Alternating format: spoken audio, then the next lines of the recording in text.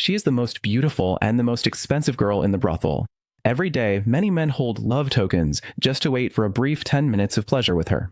However, on this day, a young man bypassed the line at twice the price just to speak face to face with Angel. At first, Angel thought it was the same as usual, so she calmly adjusted her clothes and leaned lazily against the soft couch. Unexpectedly, the man made no further move. Instead, he looked sincere and joyful, stating that he was not here for physical intimacy, but sincerely asking Angel to accept marriage. He promised that he would make Angel live a happy and fulfilling life in the future. However, Angel was used to such promises and did not take them seriously.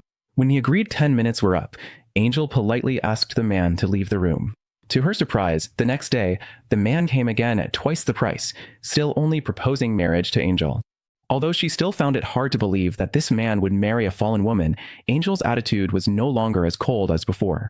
At parting, she even said with a hint of joy, "I'm glad to have talked with him." However, by the third meeting, Angel's attitude suddenly turned cold because she sensed that he truly intended to marry her, and this was a tender trap she would never allow herself to fall into.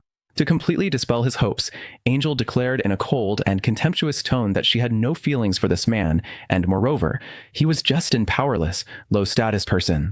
Marrying someone like him, how could she expect happiness? Her words, piercing and heartfelt, made Michael feel as if his sincerity had been trampled upon, and he ultimately left heartbroken.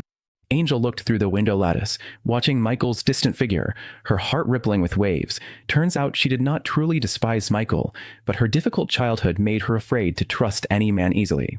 At 13, Angel, as an illegitimate daughter, was ruthlessly expelled from home along with her mother. After losing her source of income, Angel's mother wanted to pawn her jewelry to survive, but was told they were merely cheap glass imitations, not real jewelry. Angel's mother never expected that their marriage was not only emotionally false, but also that the gifts were all lies. But she had no right to seek justice and could only swallow her grievances silently. Later, to support Angel, her skillless mother ultimately had to sell her body to make a living. However, hardship and misfortune always favored those already fragile and struggling. Angel's mother soon died of illness, leaving her alone and helpless, and she was sold by human traffickers to a duke with a pedophilic obsession. After being adopted and raised by Duke, Angel was forced to wear heavy makeup and entertain guests. Unexpectedly, her first client turned out to be her biological father. Faced with the fact that Angel's father did not recognize her, Angel did not remind him. She was determined to make this demon bear the sin of incest.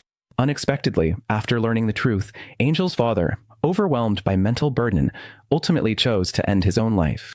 Since then, Angel has become a cold tool manipulated by fate. Until one day, with the help of a kind woman, she finally escaped from that suffocating prison and boarded a ship heading west. During the voyage, Angel was lured by two women into joining them and was forced to engage in several men's business activities. Unexpectedly, after landing, those two greedy accomplices viciously attacked Angel and stole her life-saving money. Angel once thought that escaping Duke would bring her new life, but fate refused to forgive her. She was eventually taken in by the owner of a brothel and once again became a plaything in a cage. Meanwhile, Michael's life remained smooth and carefree. He was originally a wealthy young man from a landlord's family, but dissatisfied with his father's harsh treatment of servants, he resolutely left home. After years of diligent work, Michael saved enough money to buy a farm. In an era when people chased gold rush dreams and yearned for instant wealth, Michael was pragmatic and modest, managing his life calmly. The only regret was the lack of a confidant by his side, so he went to church every day to pray for a good marriage. Perhaps moved by sincerity, one day, while delivering goods to the city, Michael unexpectedly met Angel, who was out for a rare outing. In just one glance, Michael was convinced she was the one he wanted to spend his life with. Although friends warned him, she is a fallen woman, not suitable as a wife, Michael paid no heed and bought Angel's time at double the price the next day. However, Angel, having endured many hardships, had long lost trust in men. After Michael's words of reminder, Angel suddenly awakened, realizing she should no longer indulge in the world of vice, and immediately asked her boss to settle her years of accumulated wages, determined to buy her freedom and leave. But reality proved she was ultimately too naive. Once fallen into the world of vice, her money was no longer under her control, and even her life was not hers to command. The boss would not easily let go of this money tree. In the end, Angel not only received no money, but was also dragged into a room and beaten. In this place called heaven, but truly a hell, Angel was repeatedly beaten by thugs, but each time she quickly admitted her mistakes to seek lighter punishment. This time, however, she acted wildly and provocatively, provoking her attackers to the point of almost losing her life. At the same moment, far away, Michael, in his sleep, seemed to sense Angel's pain and immediately rushed back to town overnight. Seeing the nearly dying Angel, Michael used all his savings to buy her freedom. Because Angel could not serve clients for a short period, the boss readily agreed. After the boss left, Michael solemnly proposed to Jill, asking if she was willing to marry him. This time, Angel gave a positive response. So, Michael took Angel back to the farm. Michael thought that from then on, the two of them could live a peaceful and happy life together. However, after waking up, Angel took off the ring Michael had given her and frankly admitted that she did not want to stay long, nor did she want to become a slave to marriage, nor did she want to do laundry and cook for Michael without pay. Michael took the ring back, but once again placed it in front of Angel, saying that marriage was not a bondage. He married her out of love, not to seek care and service. Despite Michael's sincere words, Angel still refused to believe. 3 weeks passed in the blink of an eye, and Angel's body had fully recovered. That day, after seeing Michael leave, Angel immediately found some clothes to change into and hurriedly fled the farm. Michael discovered this and immediately rode after her. Because Angel was only walking on foot, Michael quickly caught up with her. Angel mistakenly thought she would be forcibly taken back, became furious, slapped Michael, and angrily scolded him. Unexpectedly, Michael only wanted to bring her some water and clothes. After all, the night temperatures in the mountains are quite low, and since the farm is 20 miles from the town, without these supplies, the newly recovered Angel might have frozen to death on the way. In fact, if Michael truly wanted to let Angel go, he could have simply sent her back to the town. However, Michael neither wanted her to return to her old place nor to force her to stay with him, so he gave her two choices: walk 19 more miles to return to the town, or go back 1 mile to the house with food and her husband. Michael left the decision entirely to Angel. After saying this, Michael rode away. That night, Angel returned to the farm. Seeing this, Michael said nothing, only bringing her the food that had been kept warm all along. Then, Michael brought a basin of warm water and squatted down to wash Angel's feet. Angel, who had never received such care and affection before, felt a complex wave rise in her heart. Angel almost wanted to believe that this gentle man, besides genuine feelings, wanted nothing from her. However, her past experiences constantly reminded her men have no true feelings for women, only play. Those superficial sweet words are merely bait set by hunters, and once caught, their true nature is revealed. Thinking of this, the ripples in Angel's heart gradually calmed. She then displayed a charming posture and proactively presented herself as the prey, approaching the hunter. But what she never expected was that Michael was truly a gentleman. The next day, bored, Angel decided to repay Michael's previous kindness with labor. Although reluctant to let the marriage be tainted by employment, Michael reluctantly agreed. Since then, the two began a simple farm life, going to the chicken coop together in the morning to collect eggs, helping each other weed the vegetable fields in the morning, chopping firewood and preparing meals together at noon and in the afternoon, fishing by the river. Every night, Angel still tried to seduce Michael, who could only hide by the river, pouring cold water to quell his inner restlessness. Late at night, Angel suddenly woke up from a nightmare. To prevent Angel from being troubled by nightmares, Michael took her to the mountain top that overlooks the entire farm. When the first ray of morning sunlight pierced through the darkness, although Michael did not know what suffering Angel had endured before, from now on, he hoped to bring her a bright and colorful life. Michael no longer wanted to see Angel suffer any harm, nor did he want her to be forever bound by the past, because Angel deserves a better life. If Angel's heart was a dark valley, then Michael was the ray of sunshine piercing through the gloom of her soul. After that day, Angel finally opened her heart and accepted Michael's feelings. And Michael had been waiting for this moment. Earlier, he repeatedly refused Angel's requests to avoid tarnishing their relationship. Because, in Michael's view, intimate acts only make sense when between truly loving people. Otherwise, they are no different from beasts mating on instinct. Now, they finally confirmed their feelings for each other, and their union naturally came effortlessly. Having done this countless times, Angel also tasted joy for the first time. However, just as happiness was beginning, it was suddenly interrupted by an uninvited guest. 1 year ago, Michael's sister, who had been living on the farm with him in hiding, died of illness. Her husband, Paul, unable to bear the grief of losing his wife, left the farm afterward. But now, struggling to make a living outside, he had to return in disgrace. Initially, upon hearing that Michael was married, Paul was surprised but still offered his blessings. However, when Paul saw Angel, he immediately recognized her as the most expensive prostitute in town and concluded that Angel must have deceived Michael. Otherwise, such a stark difference between them would be impossible. and they could never have known each other or married. To prevent this doomed relationship from continuing, Paul sternly told Angel in Michael's absence that she was unworthy of pure and kind Michael, and warned her, if she still had a conscience, she should leave Michael immediately to avoid ruining his future.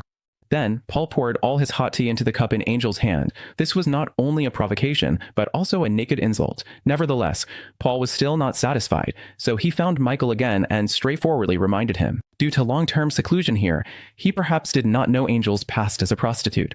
If others found out that Michael had married a fallen woman, he would surely face criticism and condemnation. In fact, when Paul first met Angel, Michael had already sensed something was amiss from their subtle expressions. Originally, as long as no one actively exposed it, life could maintain a superficial calm. However, now Paul not only tore off this disguise, but also publicly insulted Angel in front of Michael, which Michael found intolerable. So Michael punched Paul in the face and sincerely said that, for the sake of his sister, as long as Paul would no longer humiliate Angel in the future, everyone would still be a family. Michael learned that Paul urgently needed supplies, so he prepared a carriage for him, instructing him to go to the town the next day and also to visit the church for confession. After persuading Paul, Michael went to comfort the injured Angel. In fact, Angel's past was of no importance to him. From now on, he only wished to stay with Angel, build a family, and have children. But little did he know, these words only strengthened Angel's resolve to leave, which she had already planned to do. It turned out that during her pursuit of Duke, Angel had become pregnant by accident and was forced to have an abortion, losing her fertility and no longer able to become a mother. Angel knew she could not provide the life Michael hoped for, so she left the farm early the next morning with Paul, who was on his way to town. Unexpectedly, during a rest stop, Paul had wicked thoughts. Angel also wanted to make herself more unworthy, to completely sever her thoughts of returning to Michael. Thus, the two with their own schemes engaged in an illicit act in the wilderness. However, just as they were about to reach the town, Paul again drove Angel off the carriage because he did not want to be seen traveling with a prostitute. Angel had long seen through Paul's intentions and, after getting off the carriage, mocked him, saying that although she was not a good person, she never pretended to be. In contrast, Paul, while enjoying the material provided by Michael, also possessed Michael's beloved, and afterward, he still wanted to pretend to be a gentleman. Paul's behavior was utterly hypocritical. After saying this, Angel left without looking back. Angel returned to the town, intending to reclaim everything that belonged to her from her boss, only to find that the once bustling heaven had become a ruin. Turns out, over a month ago, someone set fire to the place, and the boss perished in the flames, along with 2 prostitutes who could not escape in time. With nowhere to go and no money, Angel had no choice but to seek refuge with another pimp.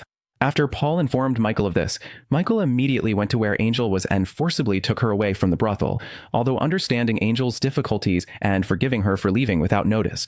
The usually strong Michael still cried uncontrollably in the middle of the night. He truly didn't know what to do.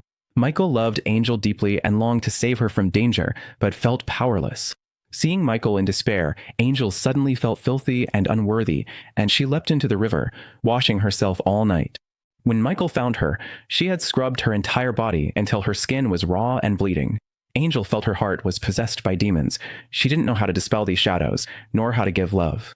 Michael, through sharing his own experiences, told her that although completely letting go of the past was difficult, with determination and perseverance, transformation was possible. After this deep conversation, the two finally let go of their burdens, forgave each other, and returned to a peaceful life.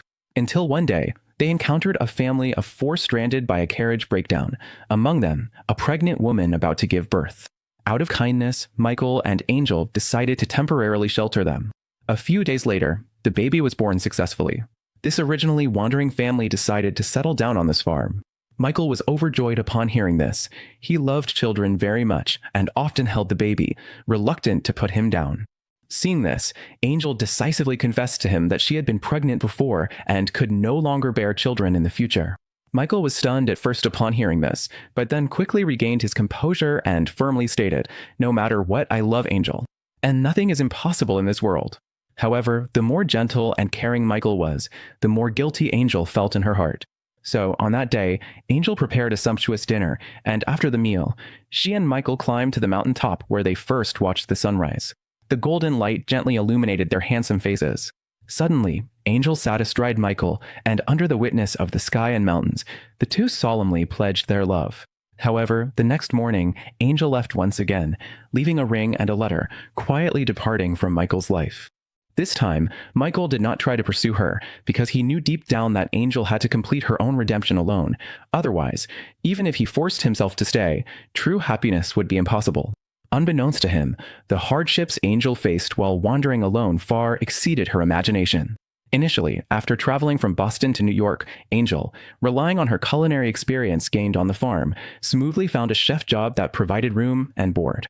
Although she was busy every day, life was peaceful and stable. However, one day, a sudden fire destroyed the cafe where she worked. Angel thought it was just an accident, but it turned out that the obsessive Duke had come after her. It turns out that since learning that Angel escaped, Duke not only executed the woman who helped her flee, but also never stopped searching for her traces. Now seeing that she has reformed, Duke's wicked thought of forcing her into prostitution has been overshadowed by his previous anger, turning his rage into joy and making him excited.